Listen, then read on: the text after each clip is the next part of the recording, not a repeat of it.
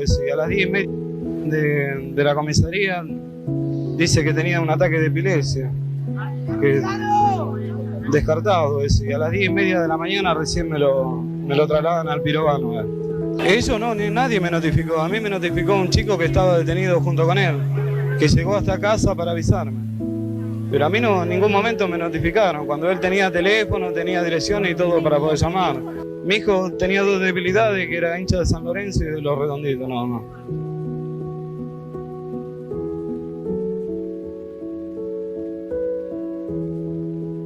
Correpi, estoy con María del Carmen Verdú, que es justamente titular, referente, fundadora de Correpi, que en aquellos tiempos daba sus primeros pasos, estamos hablando de abril del 91, me contabas, mientras acomodaba todas las cosas, cómo llega el papá de Walter Bulacio a Correpi, y ahí hay un detalle que vos mismo lo remarcás, que es un hombre que estaba solo, que no sabía a dónde recurrir y que el hijo le había matado a la policía. Así es, la historia es bien simple. Cuando se produce la detención, tortura y muerte de Walter, Víctor, un hombre de barrio, de Aldo Bonzi, obrero metalúrgico, su ex compañera, la mamá de Walter, porque ellos estaban separados amigablemente hacía muchísimos años, empleada de maestranza en un hospital, o sea, gente sin demasiados vínculos. No sabían para qué lado correr primero, pero lo que sí tenía claro Víctor era que tenía que involucrarse, que no podían dejar la investigación de la causa en manos del mismo aparato estatal que había hecho lo que había hecho con Walter.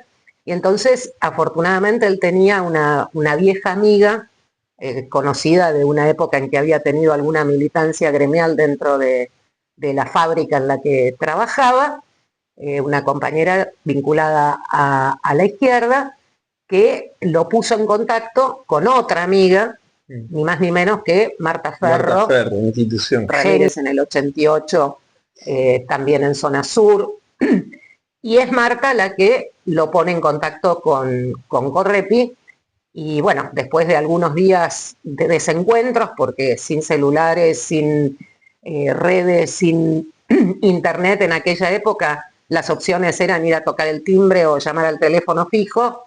Hubo varios desencuentros, papelitos tirados por debajo de las puertas de mi oficina o de la casa de ellos en Bonzi. Finalmente nos pudimos encontrar y al día siguiente Víctor se presentó junto con Graciela, la mamá de Walter, como querellante en la causa, y ahí empezó la historia. Cuando haces el primer contacto, ya personal, cara a cara con Víctor, ¿qué te dicen de lo que le había pasado a Walter? Víctor lo primero que nos dijo fue: yo no quiero que esto quede así, quiero ir a fondo y quiero que haya juicio y castigo. O sea, él tenía muy claro lo que había sucedido. Lo que había sucedido era que el pibe había ido a un recital a divertirse y le habían devuelto el chico destruido, una semana internado en diversos hospitales y sanatorios hasta que finalmente murió.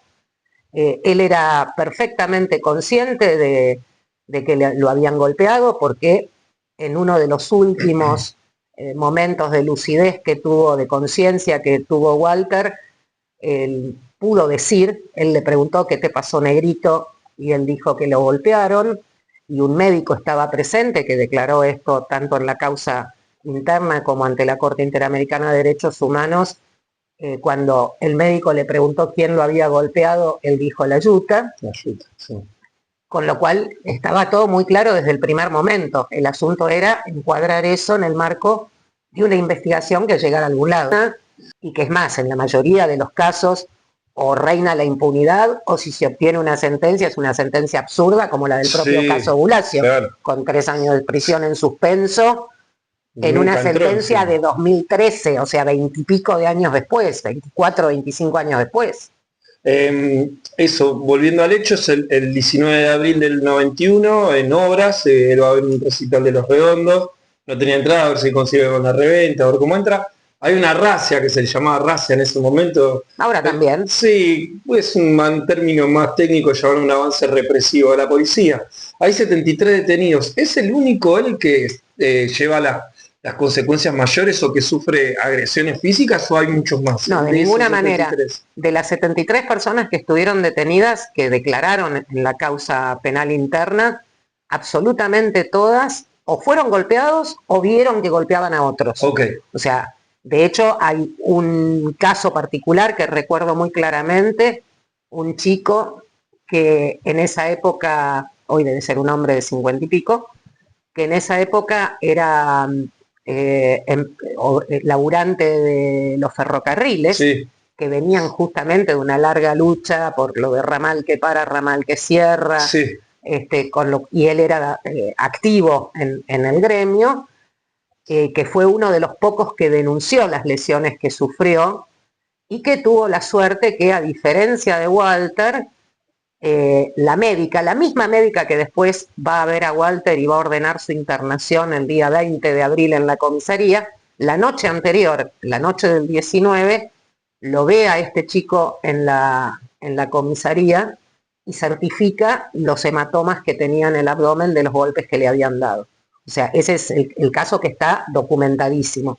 Pero insisto, de todas las personas que declararon, había golpes, había empujones. Incluso uno de los chicos contó que cuando pidió ir al baño, sufrió una amenaza de violación en el baño, porque mientras los policías se pararon detrás de él, mientras él estaba en el mingitorio, y hacían comentarios de mirá el culito que tiene, obviamente una situación de violencia psicológica atroz. Estamos hablando, ese chico también era menor de edad, porque de los 73 había 11 de menos de 18 años, los demás eran todos jóvenes, pero de más de 18 años.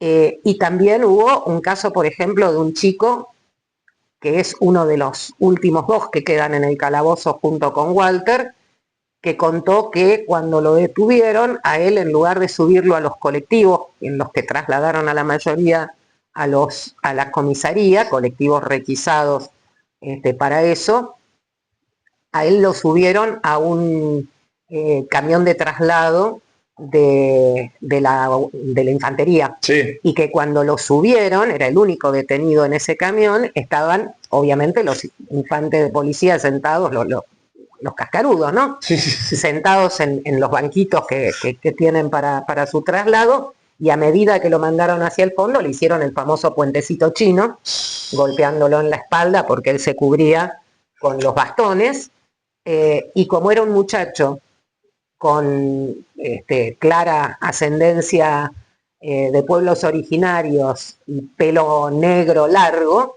le cortaron el pelo con una navaja dentro del colectivo. Y tratándolo, por supuesto, de negro de mierda. En ese tren de cosas, por eso te preguntaba las explicaciones, que yo no las encontraba.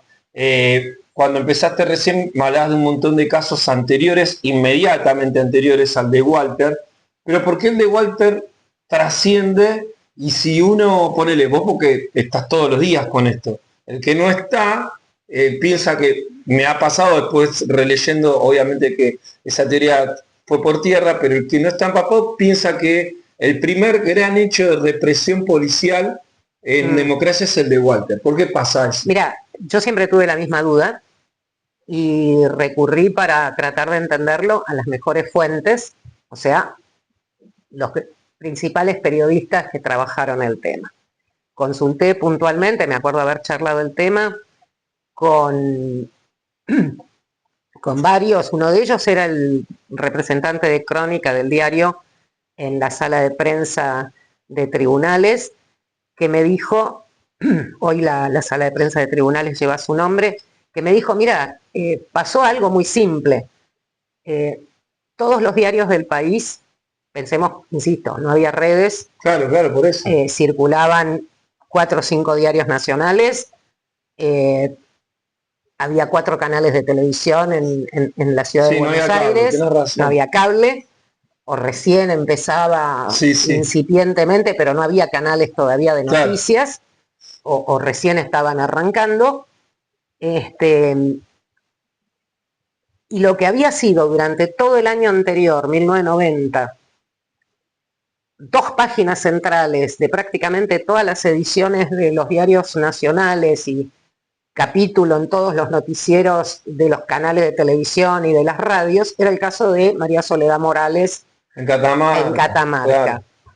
Entonces, este compañero, Mario Sorsoli, otro gran amigo de Correpi, me decía, En 1991, a principios de año, fue cuando Menem, presidente, y Corach, ministro del Interior, mandaron al comisario Patti, que se fue en Aeroparque cuando subía al avión diciendo voy a traer en 2 semanas el caso esclarecido, y tuvo que volver justamente pocos días antes del 19 de abril, tuvo que volver con la cola entre las patas, con 7 denuncias de tormentos, de maltrato a personas detenidas, y un papelón escandaloso, y la causa María Soledad dejó de tener novedades judiciales. Entonces los diarios se quedaron con esas 2 páginas en blanco. Y de pronto, en ese mismo momento, ahí se produjo un error afortunado para lo que fue la difusión del caso, en términos clasistas. ¿Por qué? Porque la noticia que empezó a circular fue: estudiante de 17 años del Colegio Nacional Rivadavia agoniza en un hospital después de haber sido detenido en un recital de rock. Y esa descripción, estudiante de un colegio de la ciudad de Buenos Aires, un colegio como el Rivadavia, a la señora de clase media que se hace las uñas en la peluquería y mientras relojea el televisor o lee el diario mientras le ponen el secador en los ruleros, la identifica porque puede ser su pibe. Entonces, era un estudiante varón que reemplazaba la historia de la estudiante mujer. La detención, tortura y muerte de Walter, como movilizó inmediatamente, primero el colegio, al Rivadavia. Acordate que las primeras marchas, las primeras 2 o 3 marchas, no son Congreso Plaza de Mayo, salen del Nacional Rivadavia hasta Congreso. En segundo lugar, en un momento histórico en el que, donde vos bien decís, recién salíamos de la dictadura, todavía no se habían recompuesto las redes organizativas, la mayor parte de las agrupaciones, incluso los partidos, estaban reestructurándose, recuperando sus vínculos. Era una época de mucha desmovilización. Claro. De hecho, el 24 de marzo de 1991, si éramos 400 personas en Plaza de Mayo, es mucho. Ese fue el año del indulto, veníamos ahí del indulto. No, el indulto era en el 90. La única marcha grande, justamente multitudinaria por derechos humanos, había sido la del 89, que fue cuando fueron los indultos. Pero en ese momento, en el 91, lo que ocurrió es que, si vos te fijas, la fecha de creación de la mayoría de los centros de estudiantes secundarios de la ciudad son del 91. Y por algo, 1991 es el primer año, desde el 83, que se hace la marcha estudiantil de la Noche de los Lápices. Claro. Que nos pidieron que la encabezara la abuelita de Walter. Es decir, Walter para como vincular, que motorizó todo entonces, eso. O sea, Walter lo que hizo, la detención, tortura y muerte de Walter le dio una bandera propia con la que se podían identificar a todo el movimiento juvenil secundario y también al universitario. De hecho, las reuniones para organizar las marchas se hacían asambleas a las que venían estudiantes, organizaciones de derechos humanos, antirrepresivas, partidos políticos y gente suelta en la Facultad de Filo. Sí, claro. Y nos juntábamos ahí, era una asamblea donde cada cual hacía la propuesta, si íbamos al departamento de policía, si íbamos a Plaza de Mayo, si la consigna era esta o la consigna era cuál, y si íbamos el 19 o el 26. Y Mari participaba, la abuela, porque en la familia se repartieron los roles, digamos, y Mari fue la que asumió la vocería pública, porque además, bueno, su vínculo con Walter era muy particular, y participaba como una más de esa asamblea. Por eso todo el mundo se acuerda de Mari, porque todo el mundo la escuchó hablar alguna vez. Claro.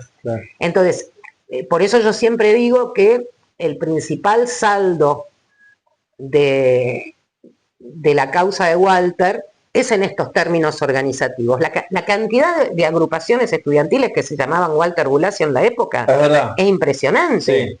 Y el hecho de que hoy, pibes que no habían nacido en 1991, en canchas de fútbol, en recitales de rock, sigan cantando lo de matar un rati para vengar a Walter.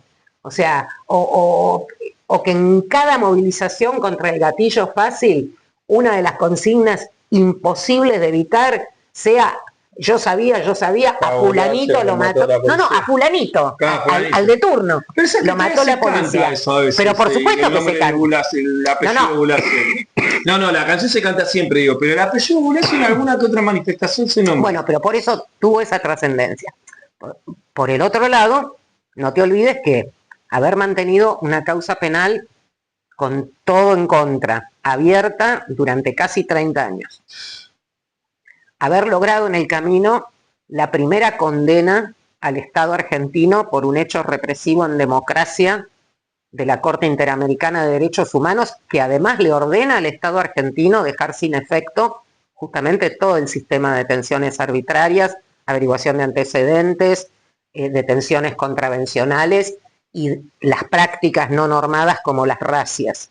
O sea, esa sentencia es de 2003.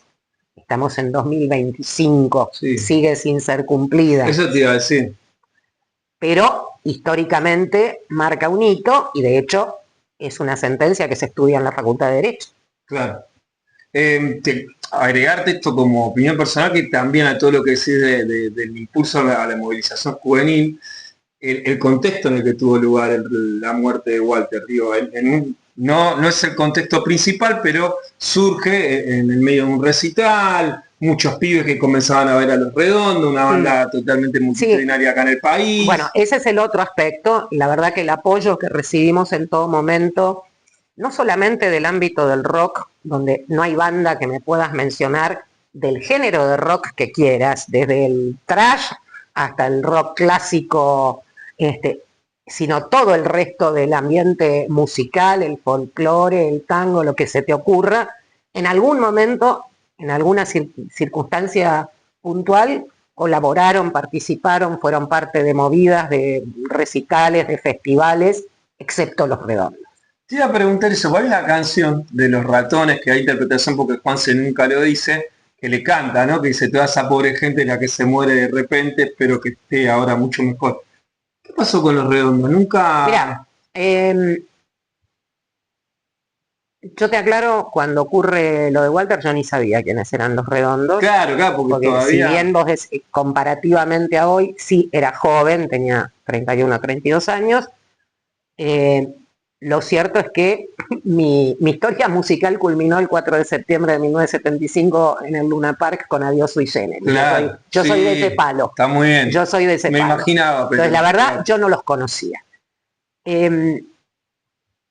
Habíamos tenido ya alguna experiencia de alguna causa que había ocurrido en ámbitos de festivales de música, no de rock, sino de cumbia, por ejemplo, donde las bandas habían sido sumamente solidarias y habían acompañado, apoyado a la familia y dándole visibilidad al caso. No fue lo que ocurrió con Los Redondos, que por el contrario, en lugar de quedarse callados, que de última era su derecho, más allá de lo que uno pueda opinar, nos salieron a atacar. ¿En serio? No sabía eso. Había un programa de radio, creo que en Radio Belgrano, no me acuerdo, que se llamaba Piso 93, que justamente se dedicaba mucho a esta banda. En ese programa de radio, poquito después de la muerte de Walter, le preguntaron al señor Solari sobre este tema y dijo, se murió un redondo, ¿cuál es? Y tiempo después, cuando empezaron a aparecer las primeras críticas de algunos periodistas del área de la música, vinculados además a las cuestiones juveniles, ¿qué pasa? Que Los Redondos no acompañan a la familia, que Los Piojos, La Renga, Los Caballeros de la Quema, Malón, 2 Minutos, Macumahuela del folclore, Los Cantilos, Fito Páez. Y él salió a decir en una entrevista, no me acuerdo si fue al suplemento, sí de Clarín o no de Página, probablemente haya sido el de Página, porque insisto, no era mi ámbito, pero recuerdo que en esa nota planteó que la abuelita no tenía que televisar el dolor, porque ella era la que hacía las notas de prensa, porque ella era la que encabezaba las marchas, y que se tenía que quedar en su casa y no televisar el dolor. Pero eso y desmovilizar es lo mismo. Y por supuesto, bueno, aparte, esta es la parte menos importante, dijo que no se tenía que dejar manejar por unos abogaduchos que veníamos a hacer los militantes del Correpi. Creo que era una actitud defensiva. No lo sé. De hecho, tardaron 10 años, más o menos, creo, hasta, no sé si fue en Montevideo, que estrenaron un tema que supuestamente habla de Walter. Sí, el Capitán Buscapina que dice... Y algo dijo sobre el escenario este Mientras señor. Walter invade nuestra fiesta. Bueno, por eso. Lo que pasa es que ya hacía 10 años que le cantaban la de matar a un rati para becar a Walter, y estaban las banderas, porque otra cosa muy distinta son los seguidores de Los Redondos, que siempre estuvieron y siguen estando. Fui, creo que todavía lo tengo, pero no con la efervescencia de ese entonces, pero iba a Los Redondos y se cantaba siempre eso. Vos fíjate que no había pasado un mes, mayo de 1991, primer festival, Parque Centenario, en el auditorio de Parque Centenario, para, por un lado, difundir el caso, pero además en ese momento la convocatoria tenía como principal objetivo, hay una foto de ese festival donde estoy yo con otro compañero en el escenario junto al papá de Walter cuando él está hablando. Lo que queríamos ahí era convocar a quienes habían estado en el recital y no teníamos los datos porque no habían sido detenidos, pero podían haber visto algo, claro, a que se presentaran para declarar. En ese festival se estrenó el tema de Fito, Ayer soñé con Walter. Sí, claro. De hecho, Fito trajo como banda invitada para presentarla, que recién arrancaba, la Versuit Vergarabat, que nunca más dejó de colaborar con la causa. Y bueno, la cantidad de bandas que tocaron. En el libro de Gloria Guerrero, que sacó un poquito después, está la foto de ese recital y un pequeño relato de quienes tocaron. A ver, hacíamos, para cuando tuvimos que juntar plata para la tasa de justicia del recurso de queja, porque llegó un momento cuando nos absolvían al comisario en el juzgado, en cámara, y para ir nos rechazaban el recurso extraordinario, y para la queja hay que pagar una tasa de justicia que no sé cuánto es actualmente, pero en aquel momento eran $1000, que era un fangote de guita que ni la familia Bulacio ni Toco Repi junto había visto jamás en su vida en un mismo paquete. Entonces teníamos 10 días para juntar esa plata, que era el plazo para interponer el recurso. Hicimos una campaña pública, imprimimos con ayuda de los chicos de la Secretaría de Derechos Humanos de la FUBA unos bonitos, bono por $1, la fotito de Walter, necesitamos $1000 para, en esa época $1000 y $1000 era lo mismo, para que Walter llegue a la corte, la copia del articulito del código que dice lo de los $1000, y empezamos a poner mesitas en la calle o mesitas en los recitales. Y bueno, en menos de 10 días juntamos esa guita, y también para participar de esa misma colecta, me acuerdo que hubo una actividad en Cemento, o sea, todo el ámbito artístico vinculado a la música y demás, estuvo al lado de la familia Bulacio y al lado de Correpi en una u otra oportunidad. O sea, nombrame uno que no haya estado, excepto Los Redondos. 2013. ¿Por qué tardó tanto y por qué con pruebas tan contundentes como el testimonio del médico, de este policía Fabián Silva, que reconoce las agresiones? Mira, para entender... No hizo, mejor dicho, hizo caso omiso a todo eso y una condena totalmente irrisoria. Mira, para entender técnicamente el trámite de la causa Bulacio, tenés que hacer un máster de Derecho Procesal Penal sobre chicanología, porque es el festival de la chicana. Mira. O sea, la causa se inicia, como te decía, en abril de 1991 por denuncia de los médicos del hospital del Sanatorio Mitre, sí, que son los que el 21 de abril, la causa empieza el 21 de abril, no el 19. El 21 de abril, por la obra social de la mamá, al pibe lo trasladan del Pirobano al Sanatorio Mitre.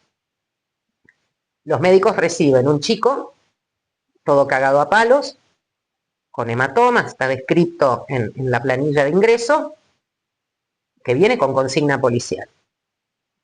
Y que el pirobano les informa que fue trasladado desde la comisaría. Entonces son los médicos del Mitre los que hacen la denuncia. Empieza la causa, el juez era Víctor Petillani, en la Piedra para la Honda, y el fiscal apenas recibe el expediente, decide que no se ha cometido ningún delito, porque, como bien nos explicó en una, Chávez Paz se llamaba el fiscal, en una entrevista que tuvimos con él, con mi compañero Daniel Estraga, nos dijo, yo tengo muy claro quién es el responsable de esto. Buenísimo, dijimos nosotros, a ver, contanos. El responsable es el rock, porque es una música diabólica que saca todos los bajos impulsos ¿Eso de te la dijo un juventud, fiscal? y por eso yo a mi hija no la dejo ir a festivales de rock. ¿Eso te dijo un fiscal? Exactamente. No te dijo una señora barriendo la vereda sin desmerecer, ¿no? Pero digo, te dijo entonces, un tipo instruido. ese primer fiscal nunca impulsó ninguna acusación. Logramos, desde la acción de la querella, o sea, fue una causa que arrancó sin fiscal. Por impulso de la querella, logramos que a principios de 1991 se indagara al comisario Espósito, en ese momento por privación ilegal de la libertad, abuso de autoridad y privación e incumplimiento de deberes de funcionario público. El juez no imputó ni las torturas ni la muerte, no estaba el testimonio de Esligua que nos indica Espósito como el autor de uno de los golpes al menos, pero se lo indaga. En esa indagatoria, paréntesis, nos enteramos que si vos sos acusado por un delito o yo, tenemos dos posibilidades. Esto ya lo sabíamos. Defensor oficial, que si tiene tiempo nos dará un poquito de pelota, o hipotecas tu casa y contratas una defensa particular. Pero si vos sos policía, gendarme, prefecto, servicio penitenciario, hay un cuerpo de abogados del ministerio que si califica el hecho como ocurrido en el marco del cumplimiento del deber, como acto de servicio, te defiende gratis, pero son abogados polenta. Eso existe hoy también. En estos tiempos que se habla todo de le pagamos a los extranjeros, le pagamos a esto, le pagamos al otro. Bueno, con tus impuestos, por ejemplo, se pagan los honorarios de los abogados que defienden a Pablo, al gendarme, al policía que le disparó a Pablo Grillo. A Pablo Grillo. Si te fijas en la página de Correpi, hay una nota cuando nos enteramos que los defensores del gendarme eran del Ministerio de Seguridad. De ahí sale una pregunta. Y la primera cosa que decimos es, nos enteramos que esto existía cuando el doctor cuando el doctor Hierro y el doctor Hermindo de María, Federico Hierro y Hermindo de María, en esa época Ministerio del Interior, no existía el de Seguridad, aparecieron el día de la indagatoria a defender al comisario Espósito. En el artículo ese dice que 91, 2025, 34 años después sigue la misma lógica de representación legal, incluso muchos están todavía o son hijos de o familiares de, es decir, el mismo cuerpo de abogados defendiendo este tipo de hechos. Y esto es a nivel país, porque ocurre en nación, en las provincias, en la ciudad. A tal punto que en nuestra agenda urgente antirrepresiva, uno de los primeros puntos es la prohibición de esta defensa institucional, porque mientras el familiar de la víctima tiene o que encontrar una organización, si es que la hay en su lugar de residencia, que la pueda representar, como podemos hacer desde Correpi o desde el Censo, desde CADEP o desde donde fuere, o contratar un abogado particular que le va a cortar la cabeza, el policía tiene la vida resuelta. Y encima, por ejemplo, en provincia de Buenos Aires, aun cuando, obviamente, cuando intervienen abogados o abogadas de Correpi, lo nuestro es absolutamente solidario y no cobramos un peso. Yo vivo de hacer sucesiones y accidentes de tránsito y mala praxis médica, no del gatillo fácil o de las defensas políticas, claramente, no está de más aclararlo. En provincia de Buenos Aires tenés impuestos que pagás cuando te constituís como querellante, como particular damnificado. Hoy son casi 50, 60 lucas. No todo el mundo tiene 60 Y lucas no, en el bolsillo no, cuando está además enterrando al no, hijo y tiene que pagar el velorio. no. Y más Bueno, teniendo en cuenta que los chicos estos son de clase abogados, baja en este tipo de casos. estos abogados de los ministerios están exentos de esos impuestos porque son funcionarios públicos. Entonces citan no sé qué decreto y ellos no pagan ni el bono ni el IUS. Y listo el pollo. Y en cambio nosotros tenemos que salir a hacer un festival en la plaza del barrio para vender pasta frola, Claro. y juntar esa plata. Bueno, Sí, se revictimiza de nuevo. volviendo a Bulacio, entonces, lo indagan al comisario. El juez dicta el procesamiento por estos delitos, abuso de autoridad, incumplimiento de deberes de funcionario público y la privación de libertad. Apelan a Cámara y en Cámara lo revocan el sobreseimiento y lo absuelven. Frente a esa resolución de Cámara, nosotros interponemos recurso extraordinario, nos lo rechazan, ahí viene la historia del recurso de queja a la Corte Suprema, los 1.000 pesos, etcétera. Y el 5 de abril de 1994, empezamos en el 91, 94, la Corte Suprema hace lugar a nuestro recurso y dice la causa tiene que continuar. Para ese entonces se había reorganizado todo, había habido una reforma importante judicial con la sanción del nuevo Código Procesal y demás, y entonces al terminar el trámite en la Corte, en lugar de volver al juzgado este de Petillani, la causa recaló en el juzgado de la doctora Cecilia Maiza, que añísimos después sería una de las juezas del Tribunal Oral de la causa de Cromañón, donde la reencontré después de tantos años, con una actitud completamente distinta, y también había cambiado la fiscal, que pasó a ser la doctora Mónica Cuñarro, otra funcionaria intachable y sin ningún tipo de control por parte de los órganos políticos. Pero claro, para entonces teníamos la dificultad en cuanto a la prueba de la tortura y la muerte, porque imagínate 5 años después estar tratando de reconstruir el mecanismo de la muerte.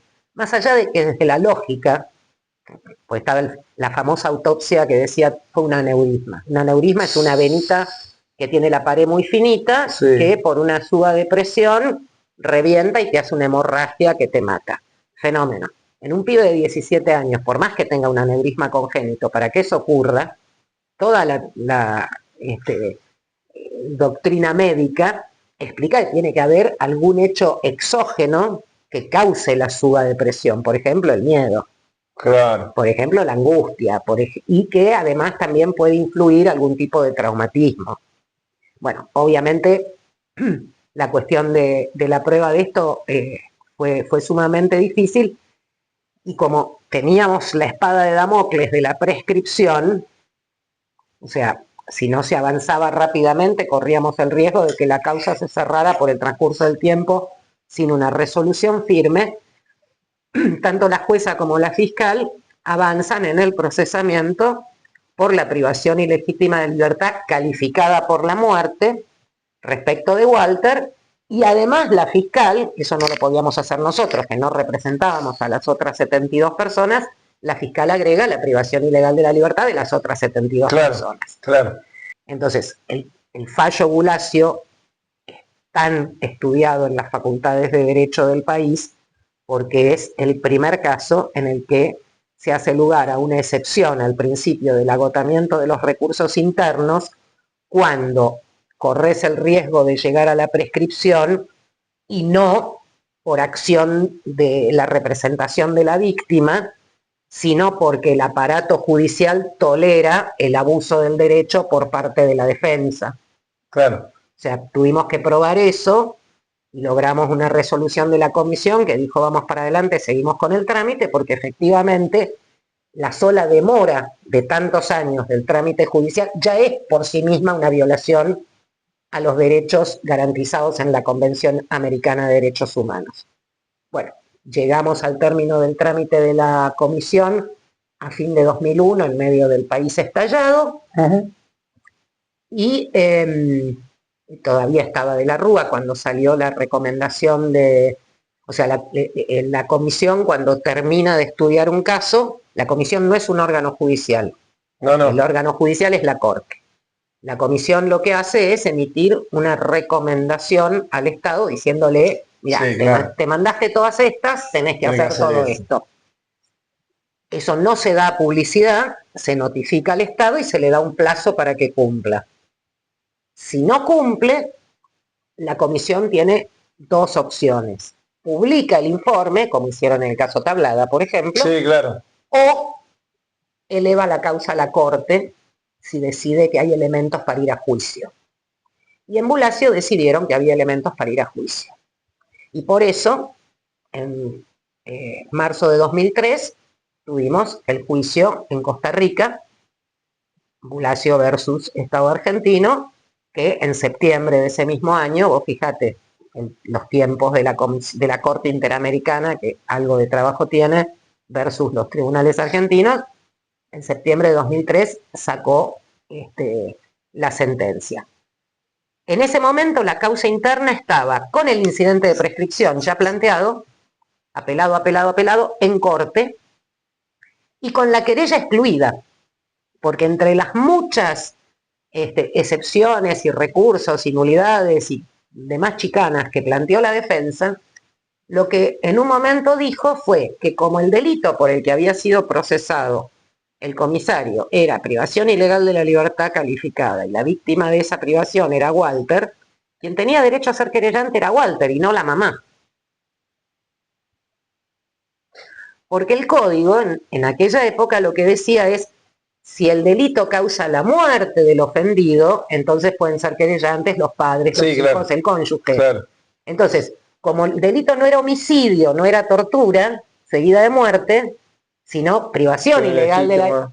Entonces, le habían hecho lugar, y nosotros hacía 4 o 5 años que ya no éramos parte en la causa interna.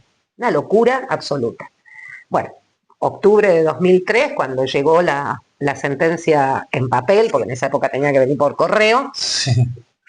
Fuimos a la Corte, les entregamos la sentencia de la Corte Interamericana, que es obligatoria para todo aparato judicial de los países miembros. O sea, no pueden decir que no.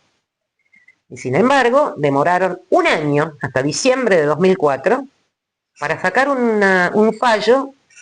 El autor del fallo preopinante fue Zaffaroni, que ya era miembro de la Corte, que dijo que en realidad no estaba de acuerdo con lo que había resuelto la Corte Interamericana, porque no se habían respetado los derechos del comisario, con el argumento de que quien es parte ante la Corte Interamericana es el Estado y no la persona física. Claro. Cuando en realidad uno de los testigos presentados por el Estado era el propio Argibay Molina, pero bueno, olvídate.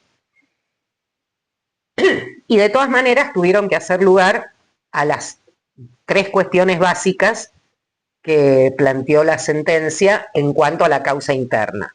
Reincorporación inmediata de la querella, rechazo de la prescripción, con algo importantísimo que es eje de la causa. No hay discusión en el mundo, ni siquiera dentro de la Argentina, de que los crímenes de lesa humanidad son imprescriptibles. El hecho policial frente a una víctima individual no tiene las características de un crimen de lesa humanidad. Claro. Pero lo que la Corte dijo en la sentencia de Bulacio es que aunque no sea un crimen de lesa humanidad, es un crimen de Estado. El crimen policial es un crimen de Estado y el crimen de Estado es imprescriptible también. Claro. Y ahí les ordena rechazar la prescripción, reactivar el trámite y les impone que en un plazo razonable se haga el juicio. Tardamos hasta 2013 para llegar al juicio. Esa es la historia. Y lo condenan a Expósito a 2 años. No hay lo raro es que solo haya un imputado en un hecho tan grave. Cuando empezó el juicio, lo que nosotros dijimos desde Correpi fue un juicio que llega tarde, no hace falta explicarlo, llega incompleto, porque solamente fue por privación ilegítima de la libertad seguida de muerte, y porque solamente trae como imputado a Miguel Ángel Espósito, cuando en realidad hay toda una cadena de responsabilidades que llegaba hasta el ministro del Interior. Sin mencionar el resto de la comisaría, por supuesto. Claro, te digo, desde abajo hacia arriba. Exacto. Incluso lo que me relataba vos, de que lo suben al camión y le pegan a los chicos, que lo bajan, ve que le pega a Espósito, que Espósito está pegando y no le dice nada. O sea, hay un montón de cadenas de responsabilidad que solamente terminan Espósito condenado solo a 2 años. Nunca estuvo preso. Nunca estuvo preso. Y lo más gracioso del juicio, viste que cuando arranca, lo primero que hace el presidente del tribunal es preguntarle al imputado sus datos personales. Entre esas preguntas le tiene que preguntar de qué vive. Entonces él dijo que era retirado de la Policía Federal, ya para entonces, además de retirado, Aníbal Fernández lo había exonerado durante el gobierno de Cristina Fernández, también un poquito tarde, convengamos, pero bueno, al menos lo exoneraron. Y le preguntaron, bueno, ¿y cuáles son sus ingresos? ¿De qué vive? Entonces él dijo, de la pensión de mi mujer. El presidente del tribunal le dice, ¿cómo pensión? ¿Su mujer es viuda de otra persona? Pues pensión es lo que cobra. Claro.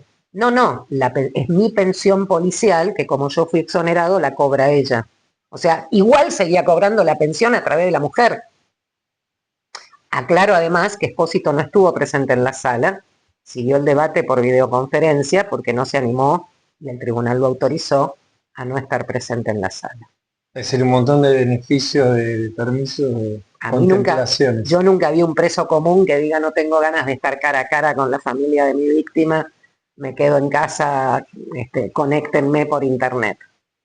Y la última pregunta que te hago, vamos a reflexión. ¿Por qué 34 años después no hay justicia por Walter? Hay justicia, porque vos estás acá preguntando por Walter 34 años después. Y porque toda la fuerza organizativa que le puso a la lucha antirrepresiva sigue adelante, y porque todo el mundo sabe que a Walter lo mató la policía. Entonces, no hay justicia del sistema. ¿Y eso en qué te puede sorprender? La impunidad es un atributo del poder. Coincido, pero del lado social, la muerte de Walter... no nos queda otra, querido. No, yo te entiendo. La muerte de Walter sirve para concientizar este tipo de cosas, como la muerte de este chico que decías recién, cuando me hiciste recordar el caso, fue terrible. Pero el sistema no cambia. No, ¿y por qué va a cambiar si siguen gobernando los mismos? ¿O gobiernan los laburantes? No. Ah. No, coincido, sí, está bien. ¿Y entonces?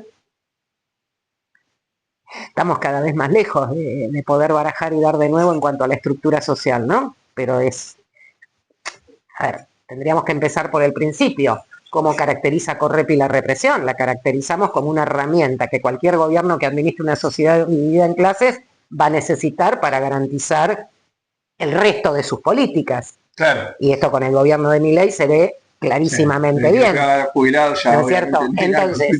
Entonces, mientras tengas oprimidos y opresores, explotados y explotadores, vas a tener reprimidos y represores.